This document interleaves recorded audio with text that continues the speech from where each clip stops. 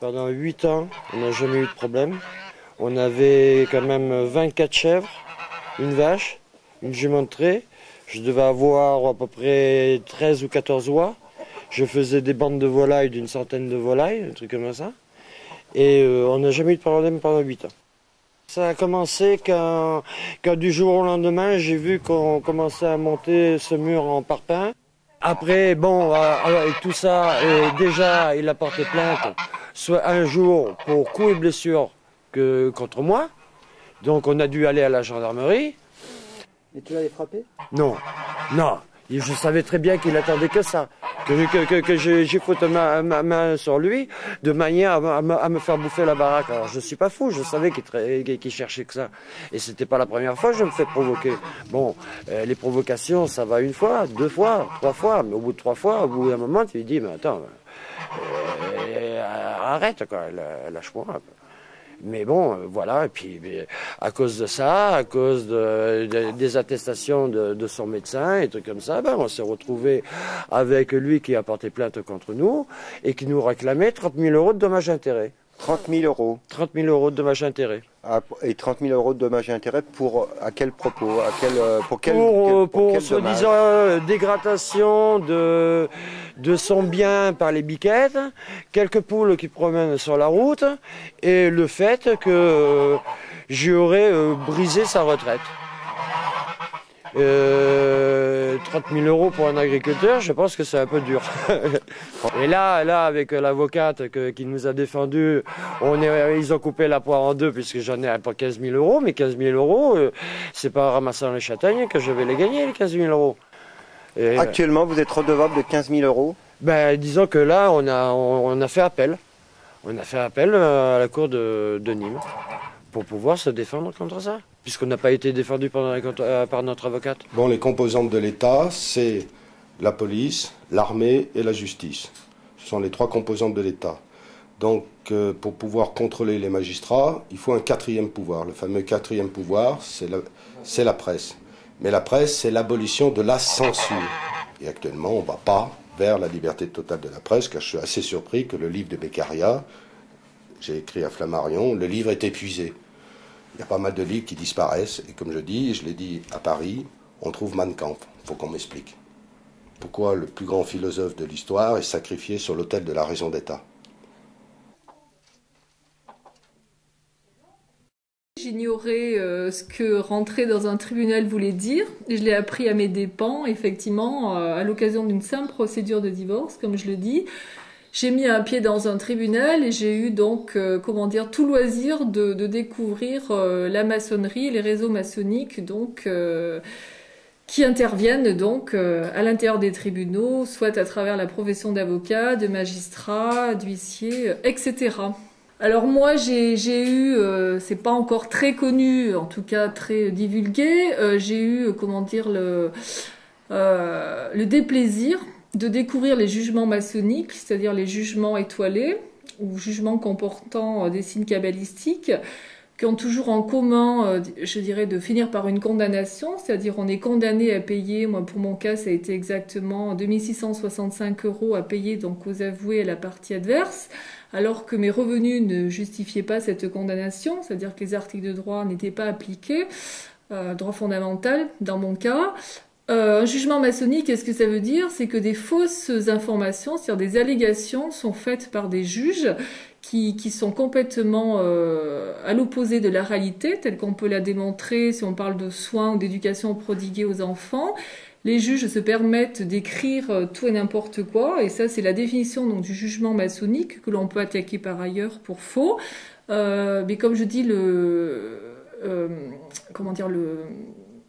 la dangerosité et le scandale de ces jugements, c'est qu'il y a toujours une condamnation et qu'en même temps, on met en difficulté la personne en l'accusant ou en faisant disparaître, par exemple, toutes les preuves qu'elle amène pour défendre, faire valoir ce qu'elle est ou ce qu'elle défend à travers une situation donc qui est évaluée dans un jugement. Et la gravité décrit actuellement de juges, c'est que ce sont des jugements, pour peu que ce soit des arrêts donc de cour d'appel qui sont exécutoires de plein droit. Donc les voies de recours sont se sont amenuisées à la différence de la première instance. Et comment dire, la difficulté de ces jugements qui ont l'autorité de la chose de juger, c'est qu'ils s'imposent de fait, et parfois avec des décisions extrêmement graves, et qui portent une atteinte durable donc au niveau de la vie des gens. On nous dit souvent que nul n'est censé ignorer la loi. Et la loi, c'est vrai, le Dalloz, c'est des bouquins immenses. Pour se mettre tout ça dans la tête, le peuple ne comprend rien. Donc il a affaire des hommes de loi.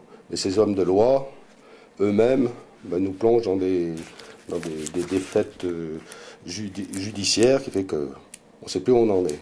Donc il est nécessaire qu'à l'école, le code civil, le code pénal soient enseignés pour que les jeunes aient des repères par rapport à la société, qu'on n'arrive pas à des aberrations, la délinquance qui monte en flèche parce que les jeunes ne comprennent pas ce qui se passe. Mais la meilleure, c'est que 1 an ou 2 ans après, ils ont dit que logiquement, son gîte, il n'aurait pas dû le construire. Parce que normalement, si moi je veux être paysan et m'installer à côté d'une habitation, j'ai pas le droit, j'ai tant de mètres pour m'installer à côté d'une maison privée. Mais lui, c'est pareil. Et la loi, elle est changée peu de temps après en disant, mais c'est pareil, si quelqu'un veut construire à côté d'une ferme agricole, c'est en connaissance de cause. Et voilà où il est le problème. Le problème, il est que ces gens-là ont des pouvoirs, les réseaux de relations, et eux, la loi, pour eux, elle est pour eux, mais pas pour les autres. Voilà. C'est malheureux. Ils n'hésitent pas à instrumentaliser la justice. On instrumentalise la justice, tout à fait, c'est tout à fait ça. On instrumentalise la justice pour dépouiller d'autres personnes. Et ici, moi, là où je suis situé, vu la ferme, l'exploitation que j'ai, la ferme que j'ai, tous les bâtiments, toutes les terrasses que vous voyez là-bas au bout, tout est constructible. Voilà. Alors, s'ils arrivent à s'accaparer de mon bien, ils peuvent mettre autant de cages à lapins qu'ils veulent sur les terres. Voilà, donc cette personne gêne. Elle ne représente qu'un patrimoine aujourd'hui à récupérer. Voilà, donc on va le harceler jusqu'à ce qu'il puisse dégager. Alors bon, pour l'état des lieux, moi déjà je peux situer que bon, après un divorce, ma liquidation de communauté après 8 ans n'est toujours pas faite. Parce que bon, tous les réseaux de relations ont fonctionné, que ce soit de l'avocat jusqu'au plus haut niveau de la magistrature. Mais de toute façon, c'est un monde corporatiste. Hein. On les prend tous, avoués, greffiers, avocats, avoués, experts, tout ça. Tous ces gens-là mangent ensemble, sortent ensemble, se marient ensemble. Il y a eu des policiers ripoux impliqués. Au départ, je me suis dit, ça va se régler par mon avocat. Et puis je me suis aperçu qu'il y avait des complicités au niveau des avocats. Il y a eu des complicités au niveau des avoués, il y a eu d'importants retraits en espèces, comme je vous ai dit, 420 000 francs avant une audience d'appel. Puis je me suis aperçu que le juge de l'audience était au courant. Je déposais plainte, et puis c'était toujours le même juge d'huissier qui intervenait. Et donc comme ça, j'ai l'impression que tout le réseau fonctionne jusqu'au bout, c'est-à-dire à partir du moment où il y en a un qui a commencé à protéger, derrière les autres continuent à protéger, jusqu'à ce que, bon, on est des aberrations totales dans les jugements, ça fait rien. La loi n'est plus appliquée parce que ces gens-là, ils sont ensemble, ils sont du même milieu et tout le monde se protège. Ça va jusqu'au notaire, on met des prix aberrants, on m'assigne pour un partage complètement farfelu, on fait enregistrer ce partage au centre des impôts. Au centre des impôts, on me répond, il y a quelqu'un qui a bidouillé dans nos ordinateurs, excusez-nous, on rectifie. Et voilà, et c'est comme ça que continue. Il y a un expert qui est désigné derrière, l'expert continue à protéger, et protège le notaire, ça fait rien, il met un prix complètement aberrant, j'en parle de tous les côtés, on me dit mais bon, c'est pas possible, votre maison, on ne peut pas mettre un prix du mètre carré inférieur à un appartement qui date de 1958, qui n'a même pas le double vitrage, on se retrouve comme ça. Et ces policiers ripoux, je m'aperçois à un moment donné qu'ils sont tellement impliqués, le gars il revendait des fichiers à la franc-maçonnerie.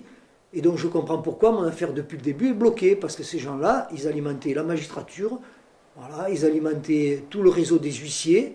Il y avait des huissiers qui contournaient la justice à un moment donné et qui utilisaient ces fichiers personnels des gens, revendus à une société dans le centre de la France, société à terre, qui a financé jusqu'à 600 000 € en 1 an et demi.